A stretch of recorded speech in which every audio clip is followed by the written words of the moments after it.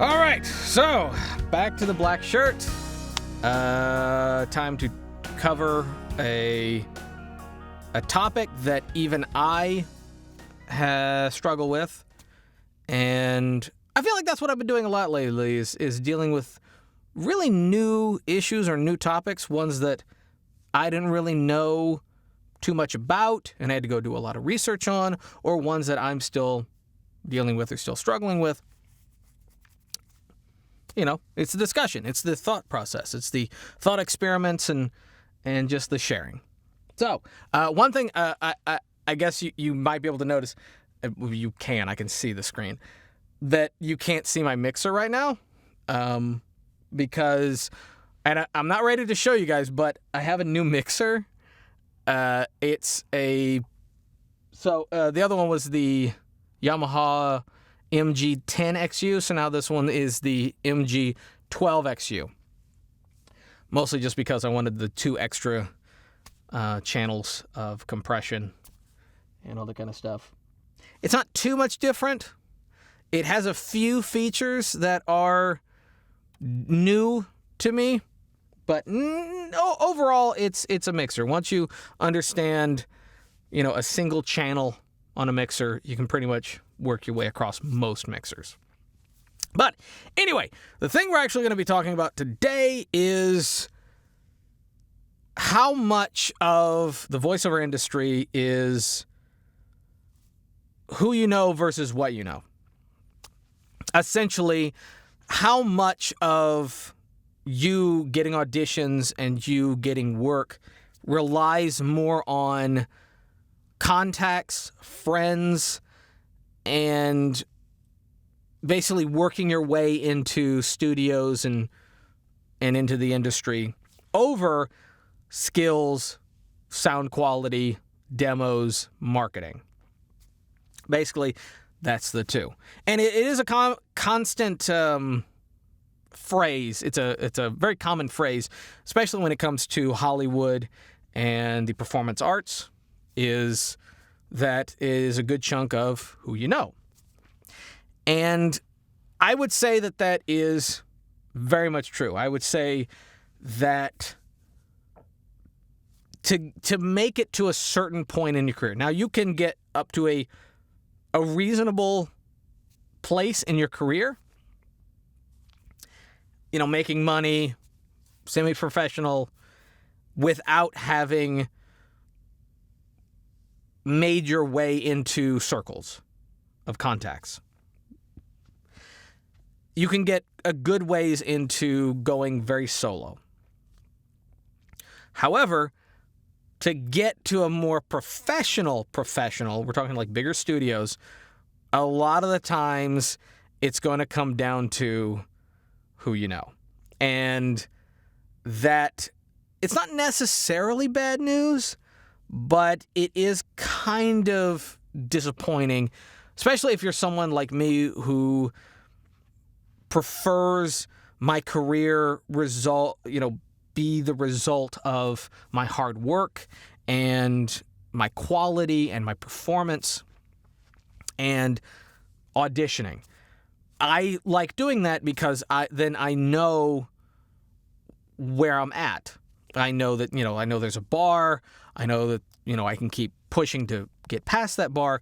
But at a certain point, it does come down to you have to know some people and you have to be able to work your way into certain circles. Now, that's not always the case. I'm not saying that it's a guaranteed thing that you're going to have to do. I'm not saying that you got to go out and schmooze. You got to go to black tie events. You don't got to, it's not always that if you're friends with big voice actors that they will get you work. That can happen.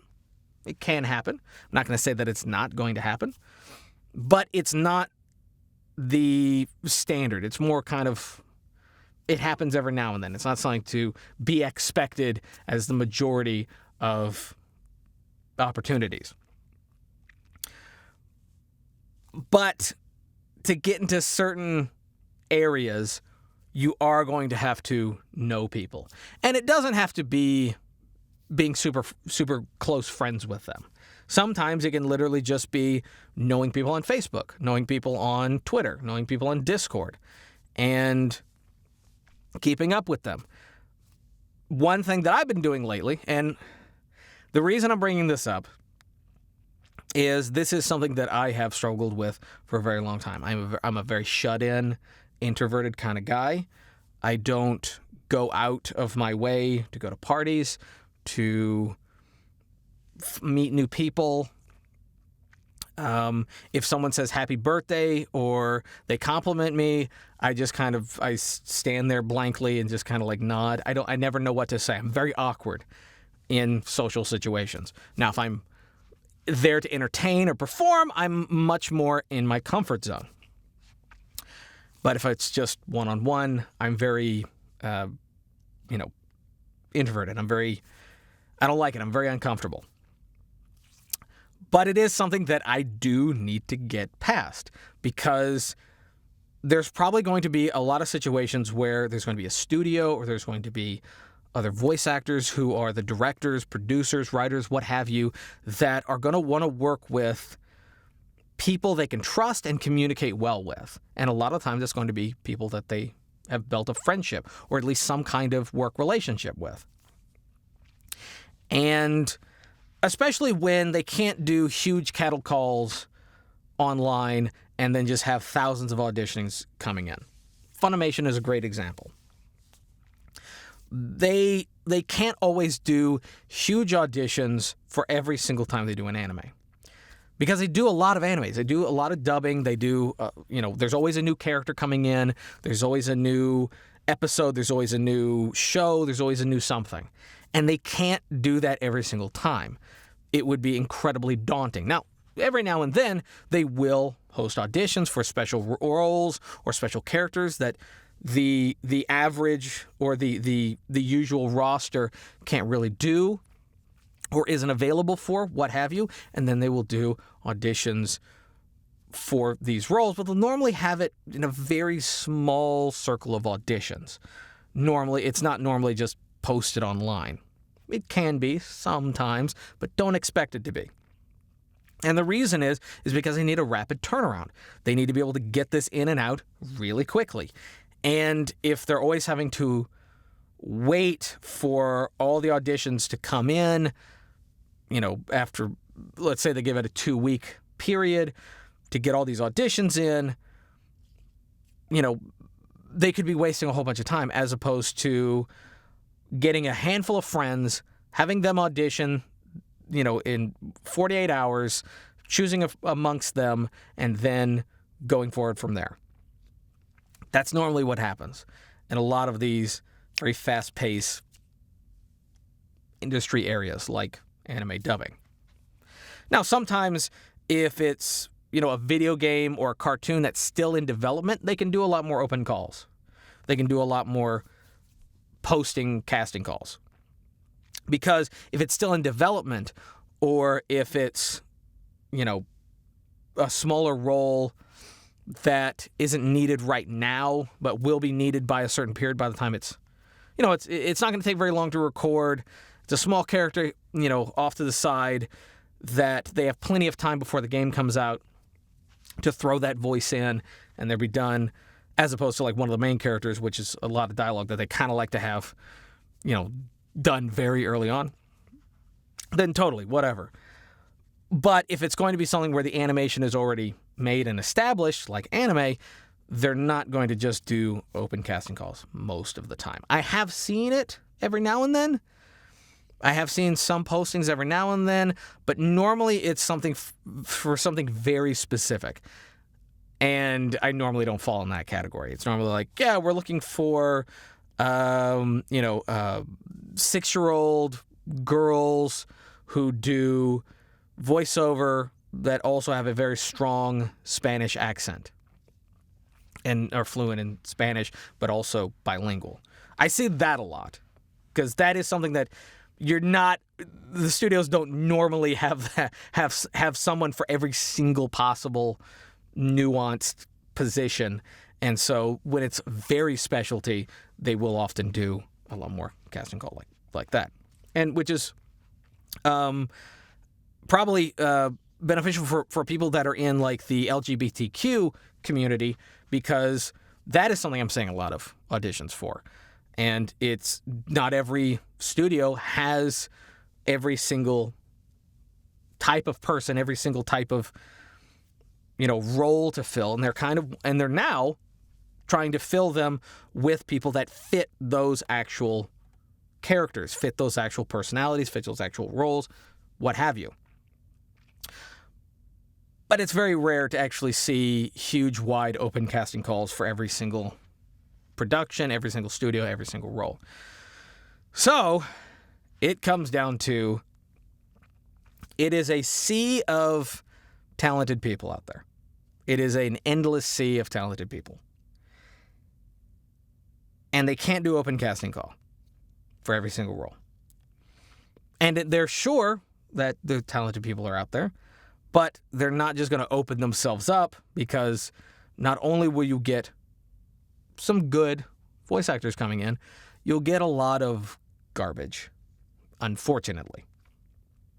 And as someone who's hosted auditions and done directing and writing and producing myself, I can say that when you open up the floodgates, 90% of what you get is not really going to be the performance that you're looking for, really good audio quality, performance quality, and essentially it's going to be a waste of your time. And I can imagine that that's what a lot of studios are going for. And so what they like to do, they like to call up their friends. They like to ask other people. Now, this is not something that's normally done with Screen Actors Guild, big Screen Actors Guild productions, like Disney, DreamWorks, what have you. Because then they will actually do big auditions, but they will send them to specific agencies, specific managers, and they're looking for very specific people. With animes, it's not like that. So, after a certain point, you're going to need to make connections on some level. You're going to need to know somebody to get more work. And it could actually be that the easiest way for you to do that, the easiest way for you to get in touch with a professional who has years of experience, a good foothold in the industry, someone that you can contact very easily, is probably going to be a coach, a voiceover coach. A lot of big-time professional voice actors who've been doing this for a long time, are coaches. And you can contact them. You can hire them to coach you, do some sessions. And if you do a really good job, and I'm not saying that you need to be trying to impress them. You don't need to be trying to impress them. You need to be genuine, because you're not just there to get connections.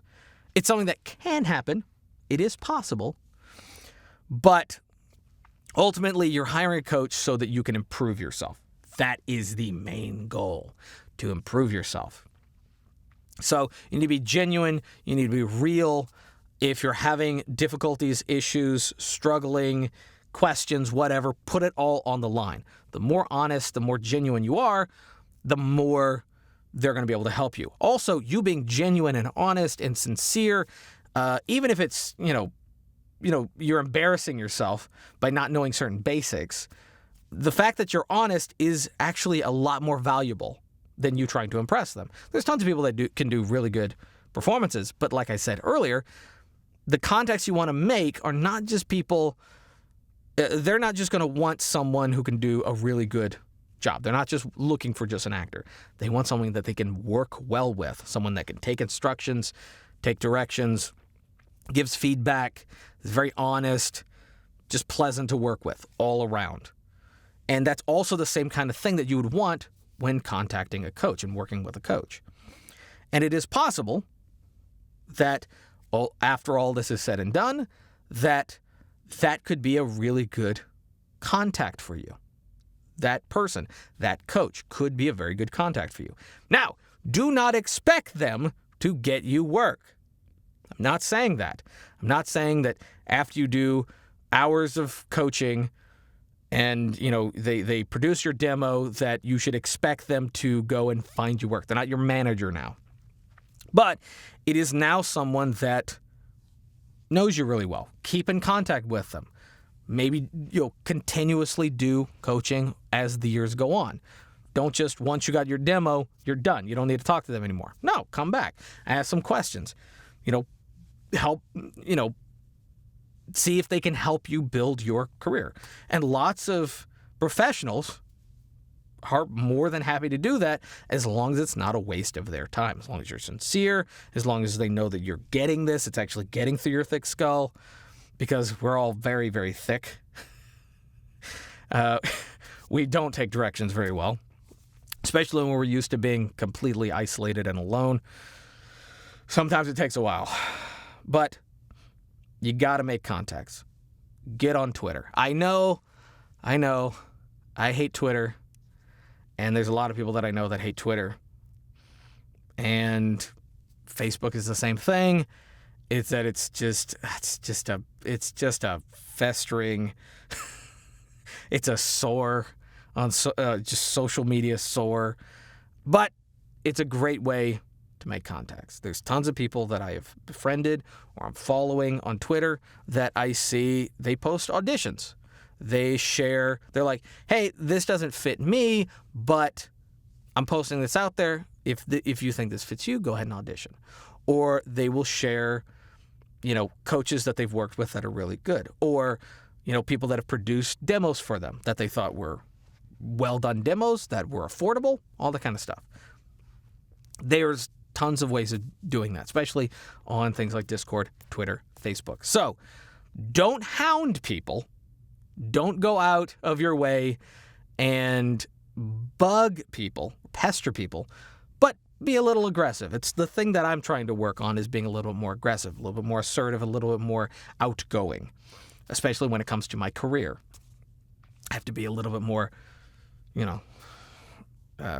less shut in, less reserved as far as my communication with other people. And that's what I suggest that you guys do too. Go out there, try to make more friends. Don't bother people, but try to make friends. Genuine. I would say, if they're leaving stuff on social media, questions, comments, demos, you want to, just chat with them that way before you private message them. That's probably the easiest way, is, give really quick feedback or tell them what you like about it, all this kind of stuff. Maybe they'll do the same for you if you post your demos on Twitter or Facebook or what have you, and then they'll do the same thing. And then, after that's been going on for a while, then maybe you can private message them, ask them some questions.